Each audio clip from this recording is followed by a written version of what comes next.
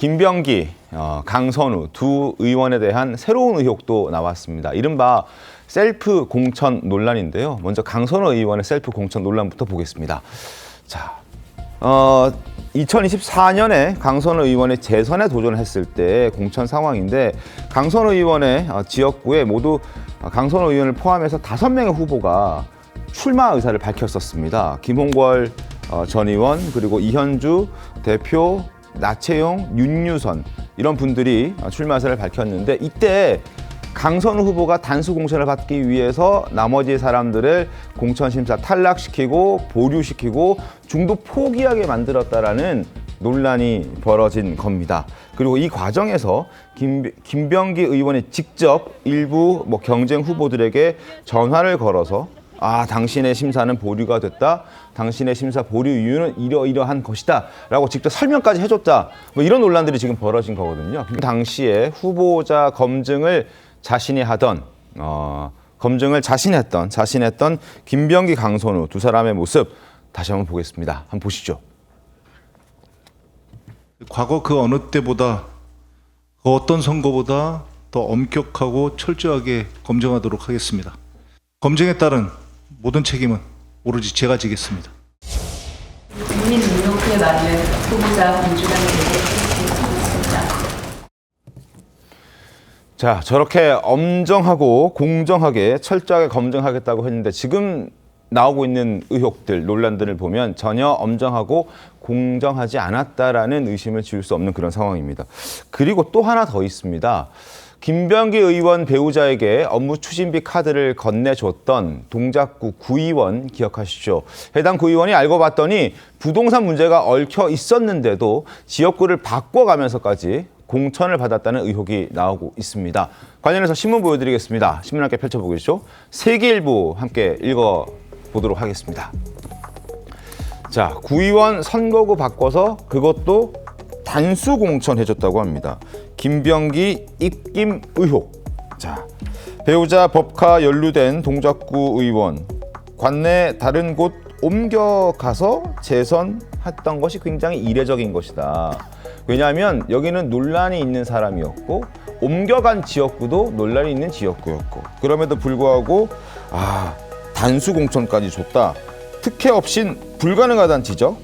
김병기 의원 측에서는 부인하고 있는 상황입니다.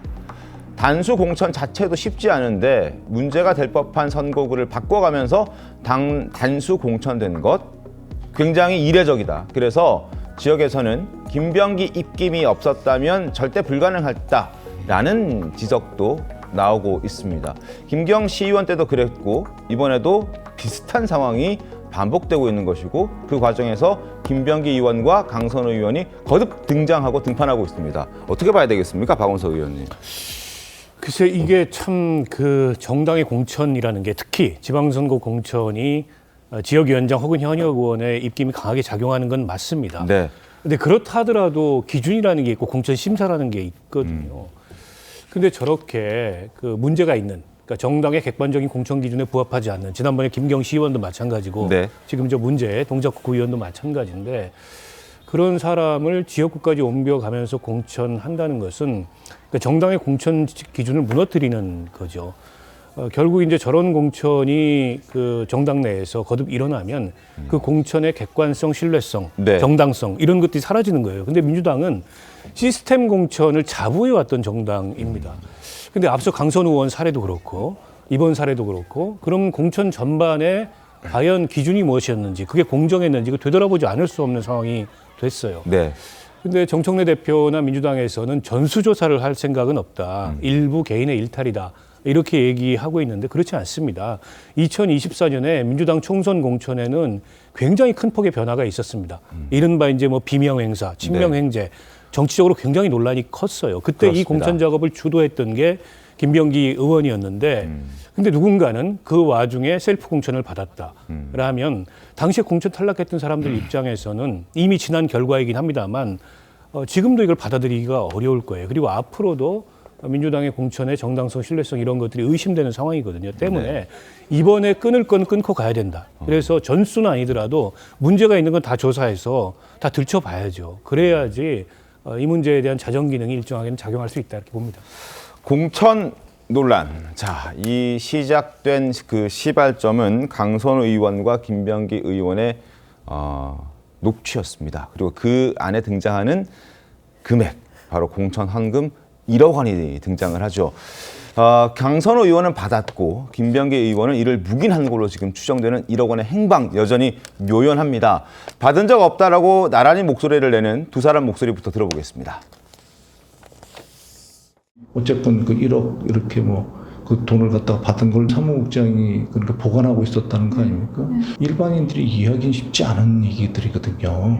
님이 정말 그냥 아무 생각이 없었던 거죠. 정말 한 저도 살려주세요. 제거 없이도 이렇게 됐어요. 정말 이런 사람이 제 예상과는 달리 1억 원을 명시적으로 그러니까 강선우 의원이 받지는 않았다. 그게 사무국장과 연관이 돼 있는 것 같은데 그러면서 이제 많이 그러니까 우셨죠. 네네. 예. 근데 사무국장과 연관돼 있는 것 같다. 본인은 몰랐다. 그거였습니다.